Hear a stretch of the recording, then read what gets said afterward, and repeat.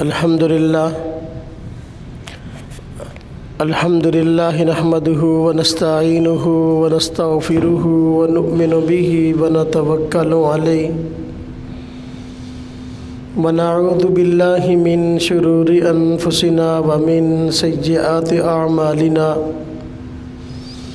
मन यहदिहिल्लाहु फला मुज़िल्ल लहु व मन युज़लिल फला हादिय लहु व नशहदु अन ला इलाहा इल्लल्लाहु वहदहु ला शरीका लहु व नशहदु अन्न सय्यिदना व सनदना व नबिय्यना व मौलाना मुहम्मदन अब्दुहु व रसूलुहु अम्मा बअदु फ़अऊज़ु बिल्लाहि मिनश शैतानिर रजीम बिस्मिल्लाहिर रहमानिर रहीम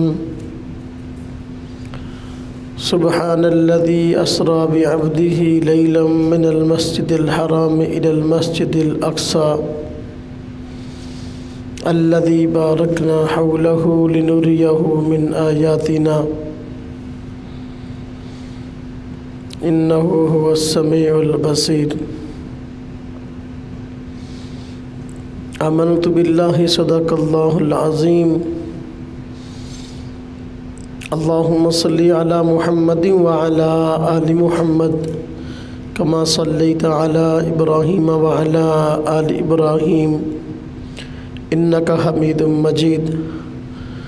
अल्लाहुम्मा बारिक अला मुहम्मदिन व अला आलि मुहम्मद कमा बारकता अला इब्राहीम व अला आलि इब्राहीम इन्नका हमीदुम मजीद।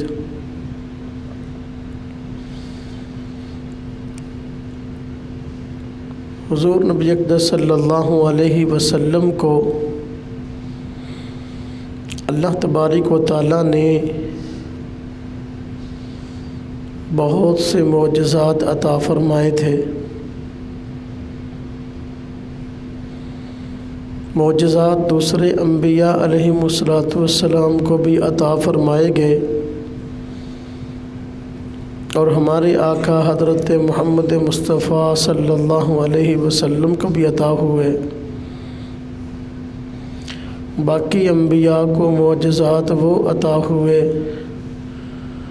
जो उनकी शान शान थे। हमारे आका हज़रत मोहम्मद मुस्तफ़ा सल्लल्लाहु अलैहि वसल्लम को अल्लाह रब्बुल इज़्ज़त ने वो मोजज़ात अता फ़रमाए जो आपकी शान शान थे।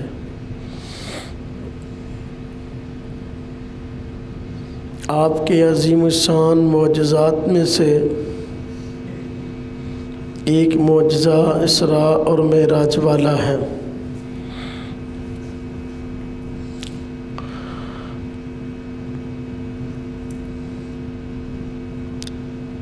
अल्लाह रब्बुल इज़्ज़त ने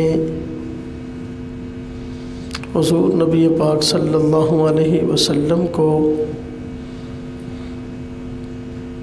मस्जिद हराम से मस्जिद अक़सा तक का सफ़र करवाया और एक ही रात में करवाया। हालांकि ये दूर दराज का सफ़र था। इस सफ़र को इसरा कहते हैं। फिर मस्जिद अक़सा से आसमानों तक की सैर कराई और रब ताला की ज़ात अक़दस ने हुज़ूर नबी पाक सल्लल्लाहु अलैहि वसल्लम को अपनी मुलाकात का शरफ़ अता फ़रमाया। इसको मेराज कहते हैं।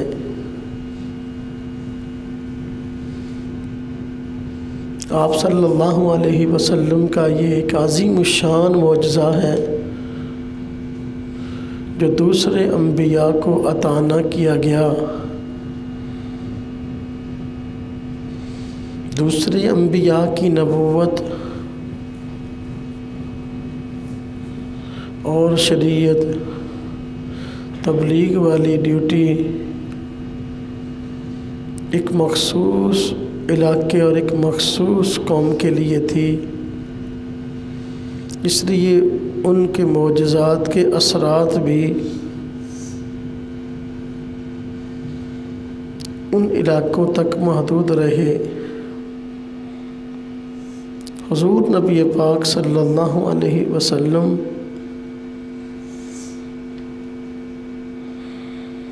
सारे आलम की हिदायत के लिए तशरीफ़ लाए। इसलिए अल्लाह रब्बुल इज़्ज़त ने आपको मोजज़ात भी वो अता फ़रमाए जो सारे आलम के लिए हिदायत का ज़रिया बने। इन अज़ीम शान मोजज़ात में से मेराज वाला मोजज़ा भी है। अल्लाह रब्बुल इज़्ज़त ने कुरान करीम में इसके मुतल्लिक़ फ़रमाया है,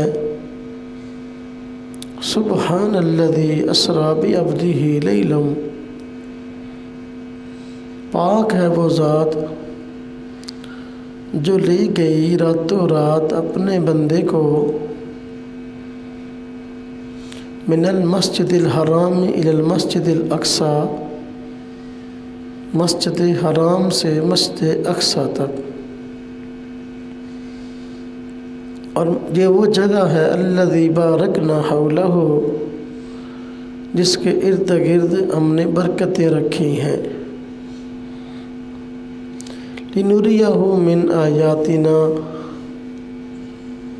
मिराज का मकसद ये था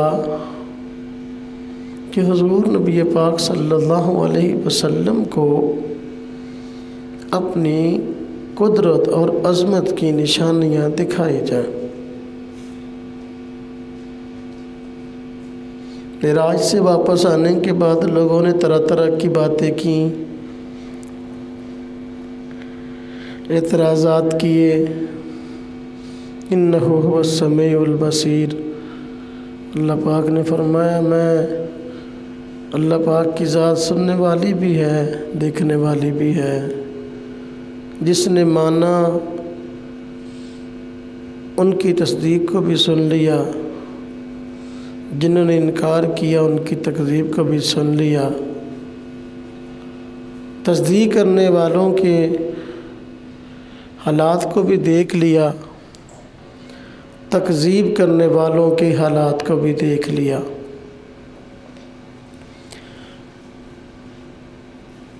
अल्लाह रब्बुल इज़्ज़त ने हुज़ूर नबी पाक सल्लल्लाहु अलैहि वसल्लम को ये अज़ीम शान मोजज़ा क्यों अता फ़रमाया? इसकी 3 वजूहात हैं। नंबर 1, कुरान करीम की इसी आयत में उस वजह को बयान किया गया है, लिनुरियहु मिन आयातिना। अल्लाह रब्बुल इज़्ज़त फरमाती हैं कि ये मोजज़ा मेराज वाला, इसरा वाला हमने इसलिए अता किया कि हम हुज़ूर नबी अक़दस सल्लल्लाहु अलैहि वसल्लम को अपनी अज़ीम शान कुदरत की निशानियाँ दिखाएं।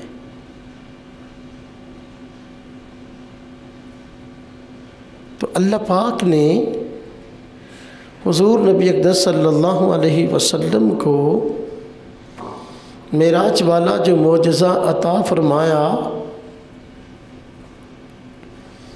इसके पीछे एक हिकमत और एक वजह ये थी कि हुज़ूर नबी अक़दस सल्लल्लाहु अलैहि वसल्लम के क़ल्ब अतहर में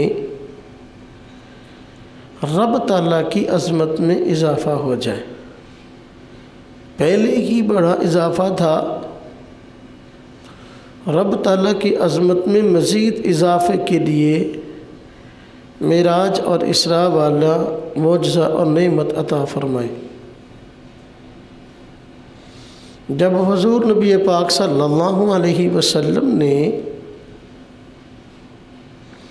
मेराज के सफ़र में हुज़ूर नबी पाक सल्लल्लाहु अलैहि वसल्लम ने मेराज के सफ़र में अल्लाह रब्बुल इज़्ज़त के अजायबात और कुदरत की बड़ी बड़ी निशानियों का मुशाहदा फरमाया तो अल्लाह रब्बुल इज़्ज़त की अज़मत में मज़ीद इजाफ़ा हुआ। तो ये एक मकसद था। जन्नत को देखा, दोज़ख का मुशाहदा किया, अंबिया अलैहिमुस्सलातु वस्सलाम से मुलाकात की, बरकत वाली जगह मस्जिद अक्सा को देखा,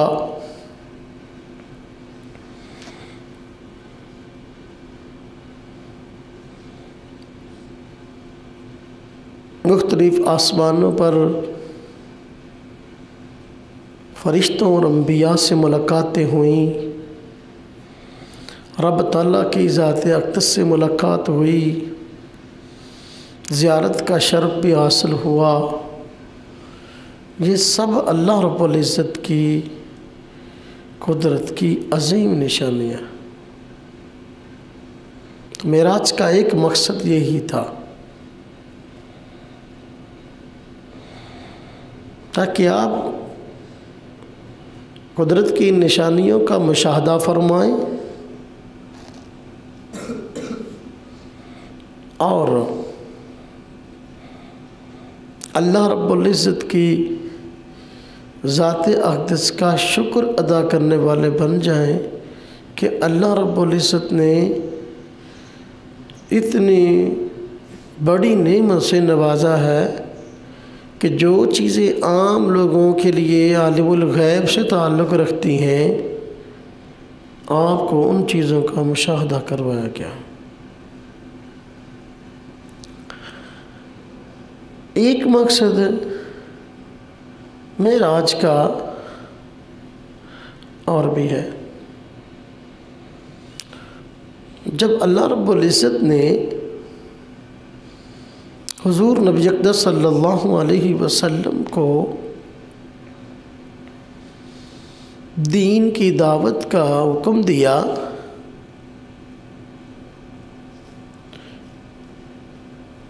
या अय्युहल मुद्दस्सिर कुम फ़अन्ज़िर व रब्बक फ़कब्बिर, तो दावत के नतीजा में मुशरिकीन मक्का की तरफ से सख्त मुखालफत का सामना हुआ और उन्होंने तरह तरह की आपको तकलीफ़ें दी। गिरदो नवा में आप दीन इस्लाम की दावत के लिए तशरीफ़ ले गए तो कई तरह की न सिर्फ मुखालफतों का सामना हुआ बल्कि तकलीफ़ का सामना भी हुआ, जिससे तबी तौर पर आप मग़मूम हुए, परेशान हुए, गम में मुब्तला हुए। तो अल्लाह रब्बुल इज़्ज़त ने आपको तसल्ली देने के लिए इसरा और मेराज वाली नेमत से नवाजा।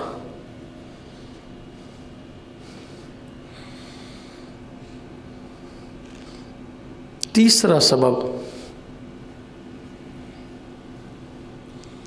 कि मेराज क्यों हुआ।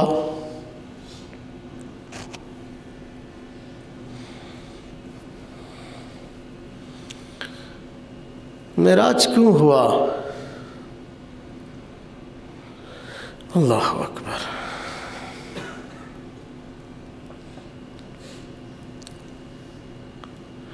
हुज़ूर नबी अक़दस सल्लल्लाहु अलैहि वसल्लम को अल्लाह रब्बुल इज़्ज़त ने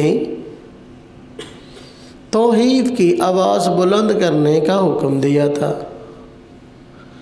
और इर्द गिर्द शिरक ही शिरक फैला हुआ था। अल्लाह रब्बुल इज़्ज़त के अलावा और कई चीज़ों को माबूद समझकर उनकी इबादत की जाती थी।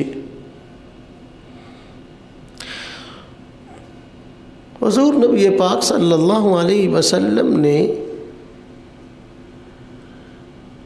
जब तौहीद की दावत दी कि भाई इबादत के लायक सिर्फ अल्लाह तबारक व तआला की ज़ात है, कुरैश वालों को भी हुक्म दिया फलियअबुदू रब्ब हाज़िल बैत, इनको चाहिए कि इस बैतुल्लाह के बैतुल्लाह के रब की इबादत करें। हाँ जी, इस घर के रब की इबादत करें।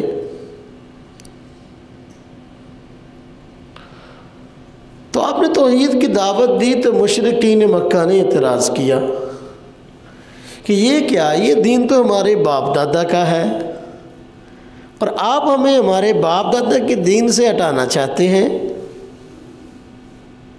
अगर ये बात गलत होती, यानी शिरक वाला मामला, जिन माबूदों को हम पूछते हैं, ये गलत होता, हमारे बाप दादा क्यों करते?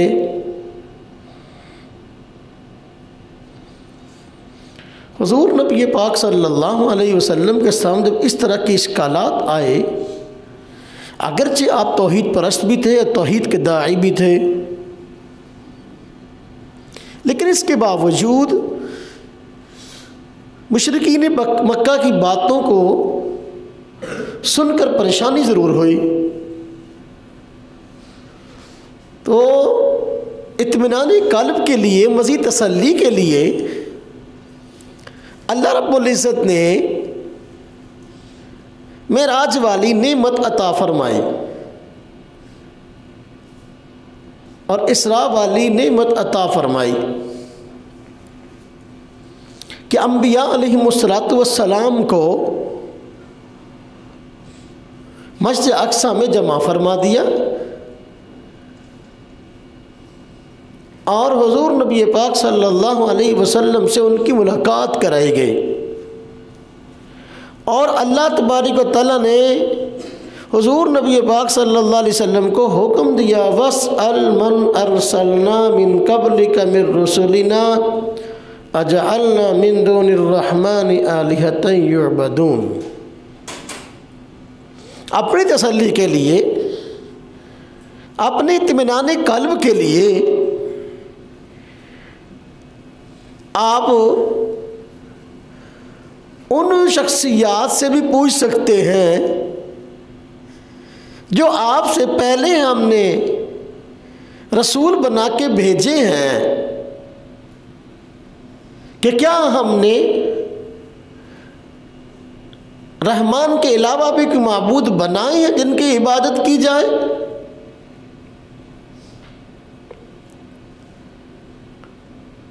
तो आप सल्लल्लाहु अलैहि वसल्लम की मज़ीद तसल्ली के लिए, इत्मीनान क़ल्ब के लिए अल्लाह रब्बुल इज़्ज़त ने इसरा और मेराज वाला अज़ीम शान मोजज़ा अता फरमाया। और आप सल्लल्लाहु अलैहि वसल्लम जब मस्जिद अक्सा तशरीफ़ ले गए तो अंबिया अलैहिमुस्सलातु वस्सलाम से मुलाकात हुई। अब वहाँ पूछने की सूरत भी मौजूद थी, वस्अल मन अरसलना मिन क़ब्लिका मिर रुसुलिना।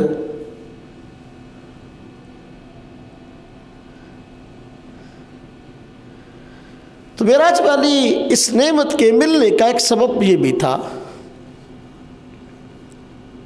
कितने सबब हो गए? 3 मेरा ख्याल है। चलो और भी असबाब हैं, चौथा एक सबब और भी है कि मेराज क्यों हुआ। अल्लाह रब्बुल इज़्ज़त ने आलम अरवाह में 2 अहद लिए थे। इंसानों की अरवाह से आलम अरवाह में 2 अहद लिए, 2 वादे लिए थे। एक अहद को अहद अलस्ती कहते हैं, अलस्तु बिरब्बिकुम कालू बला। सारी इंसानियत से अल्लाह रब्बुल इज़्ज़त ने अपनी रुबूबियत का अहद लिया था।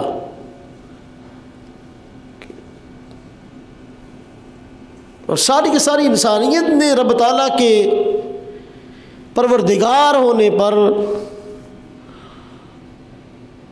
न सिर्फ इजहार किया बल्कि इस बात का ऐद भी किया कि हम आप हमारे परवरदिगार हैं और आपकी ही मंशा के मुताबिक हम अपनी ज़िंदगी भी गुजारेंगे। यह अहद अलस्ती है। दूसरा अहद अल्लाह रब्बुल इज़्ज़त ने अंबिया अलैहिमुस्सलातु वस्सलाम से लिया था, और वो अहद था हुज़ूर नबी अक़दस सल्लल्लाहु अलैहि वसल्लम के मुताल्लिक़।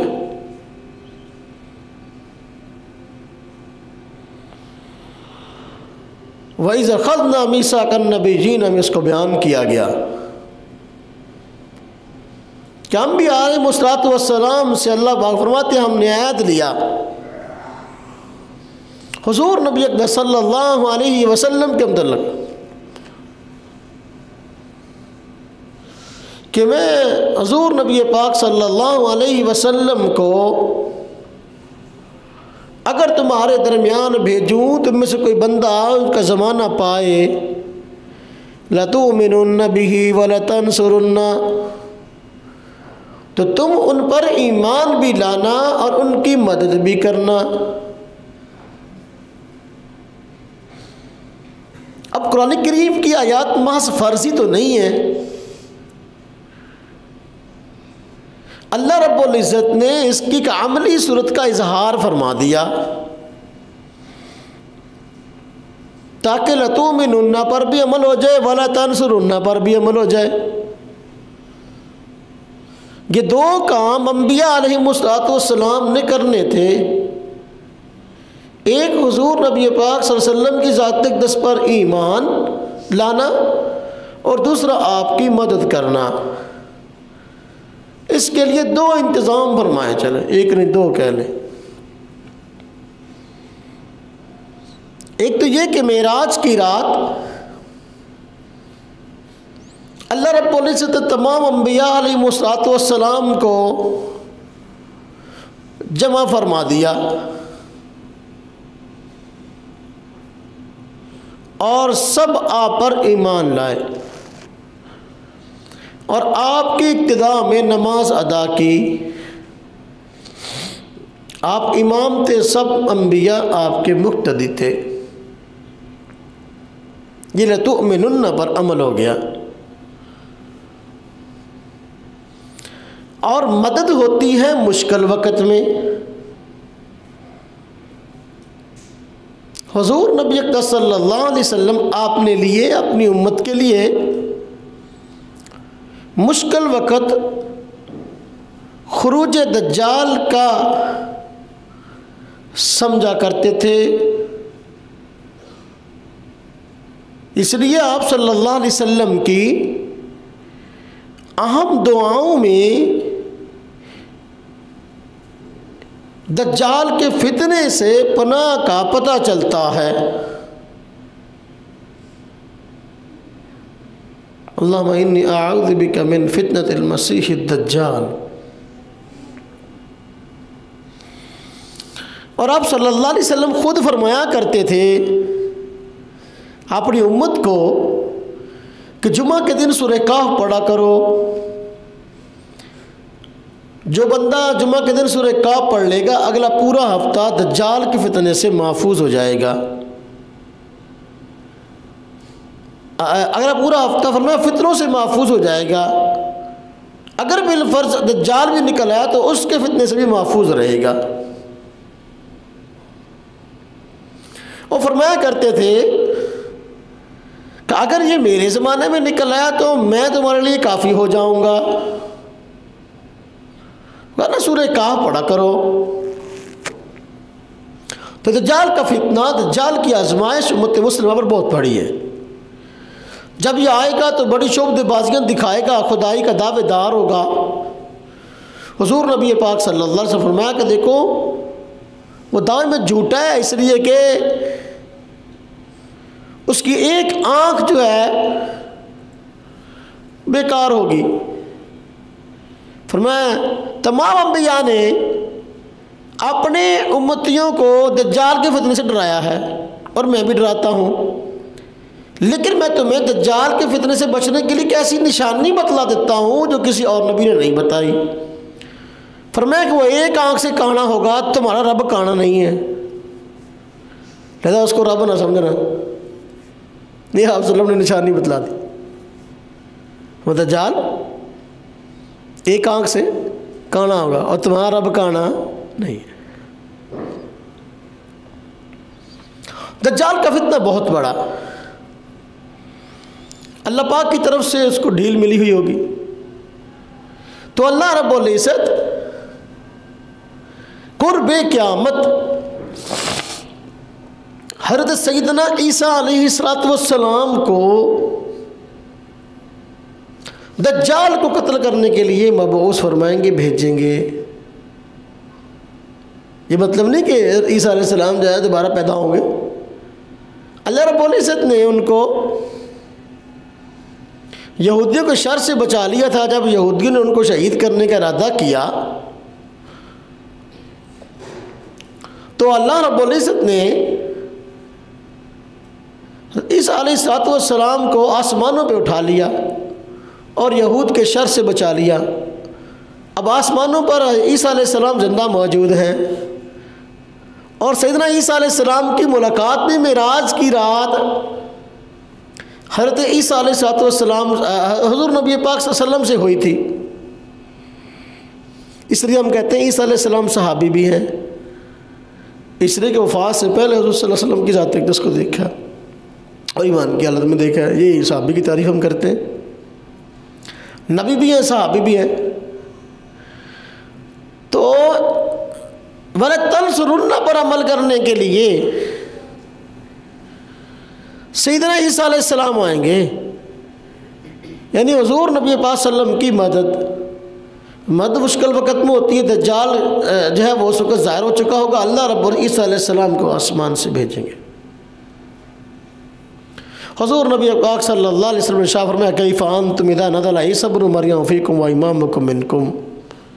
तुम्हारी खुशी का उस वक़्त क्या हाल होगा जब ईसा इब्न मरियम आसमान से नज़र होंगे और इमाम तुम में से होगा।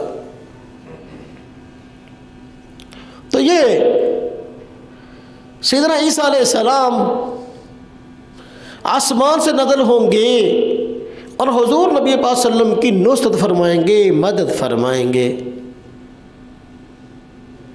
नुसरत की एक सूरत और अपनी तरफ से इसालतन, दूसरे नबियों की तरफ से नियाबतन, वकालतन।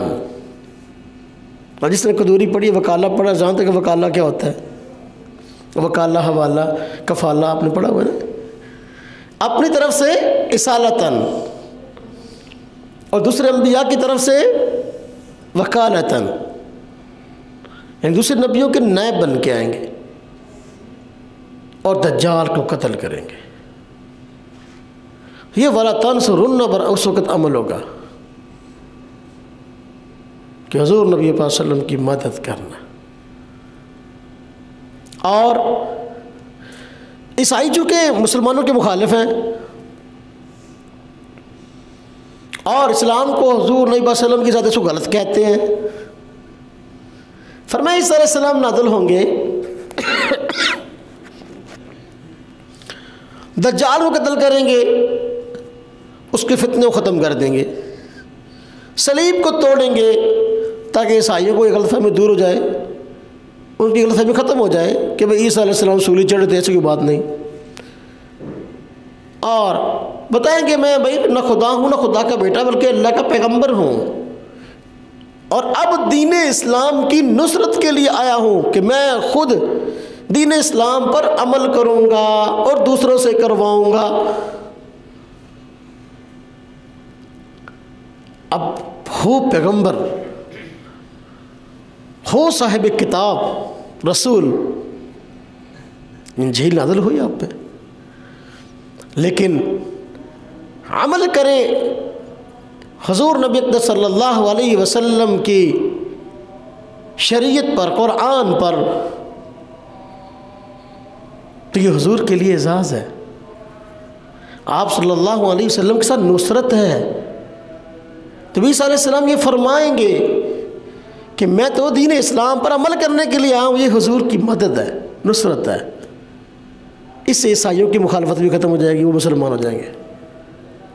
इसलिए फरमाया ना व इम्मिन अहल किताब इल्ला लियुमिनन्ना बिही क़ब्ल मौती, कि अहल किताब जो हैं ये ईसा अलैहिस्सलाम की वफ़ात से पहले आप सल्लल्लाहु अलैहि वसल्लम पर ईमान ले आएंगे। अब ईसा अलैहिस्सलाम फौत नहीं हुए, कुर्बे क़यामत जब तशरीफ़ लाएंगे उस वक़्त ईसाई मुसलमान हो जाएंगे।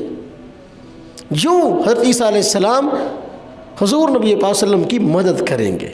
खैर, मैं ये बात समझा रहा था कि मेराज क्यों हुआ। अल्लाह तबारक व तआला ने हुज़ूर नबी सल्लल्लाहु अलैहि वसल्लम को ये मेराज वाली नेमत क्यों अता फरमाई। तो मेराज वाली नेमत इसलिए अता फरमाई लतुमिनुन्ना बिही पर अमल हो सके। अंबिया अलैहिमुस्सलाम को जमा किया, सब ने आपके पीछे नमाज पढ़ी, आप पर ईमान लाए। तो मेराज के मकासद में से एक मकसद था, इसका मुज़ाहरा होना था। अल्लाह पाक ने अमली सूरत पैदा फरमाए। हाँ जी, यहाँ एक और मसला भी वाज़ेह हो जाता है, अगर तफसील का मौका नहीं है, कि मेराज के मौके पर सारे नबियों ने हुजूर के पीछे नमाज पढ़ी है और आप सल्लल्लाहु अलैहि वसल्लम में इमाम थे, बाकी नबी आपके पीछे मुक्तदी थे। आज एक ग्रुप कहता है कि नमाज में सूरह फातिहा ना पढ़ो तो नमाज नहीं होती,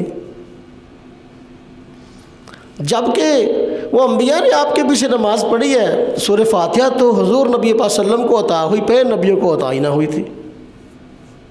अल्लाह पाक कुरान करीम फरमाते वाला कदा आतैना का सब अमल मसानी वल कुरान अज़ीम, कि ये बार बार पढ़ जाने वाली 7 आयतें सूरह फातिहा वाली हमें, और ये कुरान अज़ीम हमने आपको अता किया। किसको अता किया? हुजूर नबी पाक सल्लल्लाहु अलैहि वसल्लम। सूरह फातिहा हुजूर को अता हुई, बाकी किसी नबी को अता ही ना हुई। तो फिर आपके पीछे नमाज पढ़ी तो सूरह फातिहा तो ना पढ़ी, नमाज कैसे हो गई? और जो कहते हैं इमाम के पीछे फातिहा ना पढ़ो नमाज नहीं होती। हाँ जी, तो अंबिया की हो सकती तो फिर हमारी क्यों नहीं हो सकती भाई? चूँकि अता हुजूर को हुई और हुजूर इमाम थे। मन कान लहु इमामुन फ़क़िरातुल इमाम लहु क़िरा। हाँ जी, हुजूर नबी पास फरमाया भाई देखो, नमाज में जिस बंदे का इमाम हो यानी जमात से नमाज पढ़ रहा है, तो इमाम ने कुरान पढ़ लिया, इमाम ने फातिहा पढ़ ली, तो ये खुद ब खुद हो जाएगी। तो हुजूर ने पढ़ ली, अंबिया की खुद ब खुद हो गई।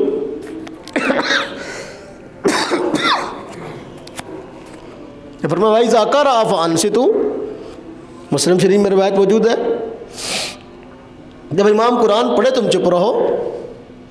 अब हुजूर ने फातिहा पढ़ी और अंबिया चुप रहे, तो अंबिया की नमाज होगी तो हमारी क्यों ना होगी?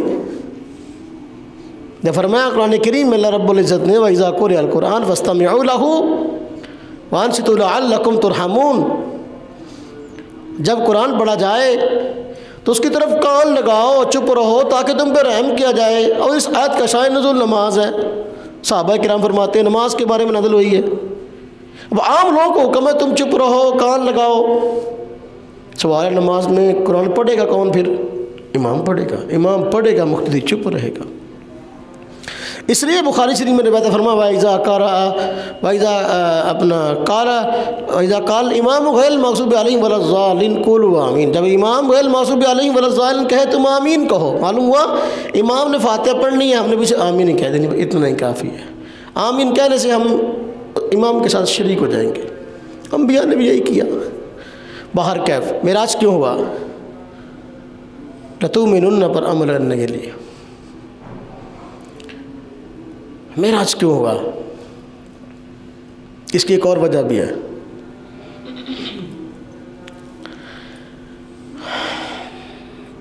अल्लाह रब्बुल इज़्ज़त ने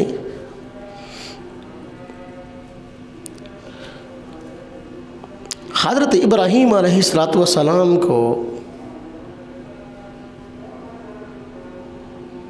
ये एज़ाज़ अता फरमाया था कि आपकी औलाद में नबूवत और वही को मुतअय्यन कर दिया कि आपके बाद जो नबी आएगा आपकी औलाद में होगा। आपके बाद आपके बेटे हज़रत याकूब नबी बने। हाँ जी, आपकी औलाद में आपके बेटे हज़रत इसहाक नबी बने। याकूब तो पोते हैं, इसहाक नबी बने। हज़रत इस्माईल भी नबी बने। इसहाक भी नबी हैं, याकूब भी, हज़रत इस्माइल भी नबी हैं। तो अल्लाह ताला ने दो अजीम मरकज़ से एक बनी इसहाक के सुपुर्द कर दिया था और एक बनी इस्माइल के सुपुर्द किया। बैतुल मक़दिस बनी इसहाक के सुपुर्द कर दिया, उनको बनी इसराइल भी कह देते हैं, जिस तरह के हज़रत याकूब हज़रत इसहाक के बेटे थे, उनका नाम इसराइल था और उनकी कौम को या औलाद को बनी इसराइल कहते हैं। बैतुल मक़दिस वाला, मस्जिद अक़सा वाला मरकज़ इनको दे दिया था। और जब हज़रत इस्माइल आए, अल्लाह रब्बुल इज़्ज़त ने हज़रत इब्राहीम को हुक्म दिया इस्माइल अलैहिस्सलाम के साथ मिलकर बैतुल्लाह को तामीर करो। और फिर हज़रत इब्राहीम ने दुआएं की, या अल्लाह यहाँ नबी भी भेज दीजिए। तो अल्लाह रब्बुल इज़्ज़त ने इस दुआ को कबूल फरमाया। हज़रत इस्माइल अलैहिस्सलाम की औलाद में अल्लाह रब्बुल इज़्ज़त ने हज़रत मोहम्मद मुस्तफ़ा सल्लल्लाहु अलैहि वसल्लम को न सिर्फ नबी बना के बल्कि नबीउल अंबिया सय्यदुल अंबिया बना के मबऊस फरमाया। बनी इसराइल को अल्लाह रब्बुल इज़्ज़त ने बड़ा एजाज़ दिया था, लेकिन ये इज्जतें उस वक़्त तक मिलती हैं जिस वक़्त तक बंदा अल्लाह की मान के चलने वाला हो। जब बंदा अल्लाह की मानने से इनकार कर दे तो इज्जतें छीन ली जाती हैं। इज्जतें मिसालें हैं मेरे पास, मैं देता नहीं। तो बहुत सारी इज्जतें बंदे को मिलती हैं, बस औकात तो फिर वो छीन ली जाती है जब बंदा मान के नहीं चलता। खान साहब के साथ जो मामला अब क्या है, उसको कहा था भाई मान के चलो, ये बस ऐसे ही जो है ना वो चल पड़ा जैसे उसने चलना था, तो फिर इज्जतें छीन ली गई। तो इज्जतें जो है ना बनी इसराइल को बड़ी मिली, छीन ली गई। इनके साथ नहीं, पहले भी ऐसा हुआ, औरों के साथ भी ऐसा हुआ। तो लिहाजा जिसने मान के नहीं चलना उससे इज्जत छीन ली जाती है। जब मानने का इकरार कर ले फिर वापस मिल जाती है। खैर मेरा ये मौजू नहीं है। तो इज्जत दी अल्लाह पाक ने बनी इसराइल को, बड़ी इज्जत दी। जब नबी आखिर ज़मान हज़रत मोहम्मद मुस्तफ़ा सल्लल्लाहु अलैहि वसल्लम तशरीफ़ ले आए, अब इनको कहा गया ईमान ले आओ हुज़ूर नबी पाक सल्लल्लाहु अलैहि वसल्लम की ज़ात अक़दस पर। हाँ जी, मान लो कि तुम्हारी इज्जत है। अब उन्होंने माना नहीं, मुखालफत में उतर आए, लिहाजा इज्जतें वापस ले ली गई। वो मरकज़ भी वापस ले लिया गया जो कि उनको दिया गया था, बैतुल मक़दिस मस्जिद अक़सा। इस मस्जिद अक़सा में हुज़ूर नबी पाक सल्लल्लाहु अलैहि वसल्लम ने नमाज़ पढ़ाई। अल्लाह पाक ने मेराज में मौके पर आपको वहाँ ले गए। अल्लाह पाक दिखाना चाहते थे कि ये मरकज़ है, आपके मानने वाले मुस्तक़बिल में इसके वारिस हैं। हज़रत उमर बिन ख़त्ताब रज़ी अल्लाह अन्हु के दौर में बैतुल मक़दिस मुसलमानों के पास आ गया। तो चूँकि ये मुसलमानों की तहवील में आना था और ईसाइयों ने खुद हुज़ूर नबी पाक सल्लल्लाहु अलैहि वसल्लम के खलीफा हज़रत उमर बिन ख़त्ताब के सामने सुपुर्द कर दिया अपनी मर्ज़ी से, ये लो बैतुल मक़दिस। हमारी किताबों में निशानियाँ लिखी हैं उस बादशाह की जो बैतुल मक़दिस को फ़तह करेगा, अगर वह तुम्हारे अंदर हैं तो तैयार है हम देने के लिए। वो निशानियाँ मिल गई कि हज़रत उमर जब उस इलाके में गए तो क्या था, ग़ुलाम सवार था और हज़रत उमर रज़ियल्लाहु अन्हु जो खलीफा थे 22 लाख और अरब हुक्मरानी कर रहे थे, पैदल चल रहे थे। ये पहली निशानी थी। जो फतह करेगा बैतुल मक़दिस को वो खुद पैदल सवार होगा, अब पैदल होगा और उसका ग़ुलाम सवार होगा। दूसरी निशानी थी, हाँ जी, ओ कपड़े पर पैबंद लगे होंगे, 17 पैबंद देखे गए लगे हुए थे। हाँ जी, निशानियाँ देखी और बैतुल मक़दिस की चाबियाँ सुपुर्द कर। तो अल्लाह रब्बुल इज़्ज़त ने मेराज इसलिए करवाया हुज़ूर नबी पाक सल्लल्लाहु अलैहि वसल्लम की ज़ात अक़दस को कि जिस तरह मस्जिद हराम की तौलियत आपके पास आने वाली है, आपकी उम्मत के पास आने वाली है, आपका हक है।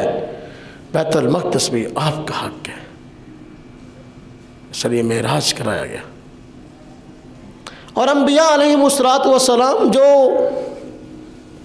बैतुल मक़दिस के इर्द गिर्द तशरीफ़ लाए, फरमाया ना अल मस्जिद अल अक़सा अल्लज़ी बारकना हौलहु, मस्जिद अक़सा वो है जिसके इर्द गिर्द अल्लाह पाक ने बरकतें रखी हैं। क्यों? ये अंबिया का मस्कन था, यहाँ कई अंबिया तशरीफ़ लाए। आज यहूदी कहते हैं हम अंबिया के वारिस हैं, लिहाजा बैतुल मक़दिस हमारा।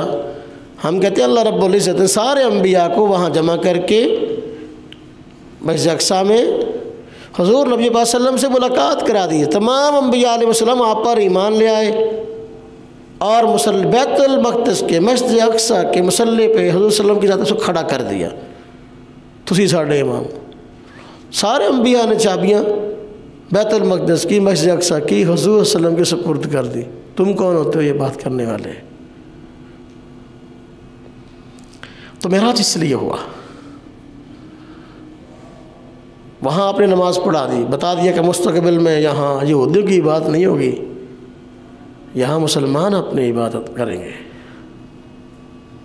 तो यार इसराइल का क्या हक़ है, यहूदियों का क्या हक़ है कि बैतुल मक़दिस पर जो है कब्ज़ा जमाएं? आखिर कितनी देर तक रहेगा? एक वक्त आएगा कि फिर ले लिया जाएगा। बाहर कैफ मेराज हुज़ूर नबी पाक सल्लल्लाहु अलैहि वसल्लम का अजीम मुअज़्ज़ा है, अल्लाह पाक ने आपको अता फ़रमाया, इसलिए कि अल्लाह रब्बुल इज़्ज़त हुज़ूर नबी पाक सल्लल्लाहु अलैहि वसल्लम की आज़मतों में मज़ीद इजाफ़ा फरमाना चाहते थे। अल्लाह रब्बुल इज़्ज़त हमें भी दीन इस्लाम को समझ कर इस पर अमल करने की तौफ़ीक़ अता फ़रमाए।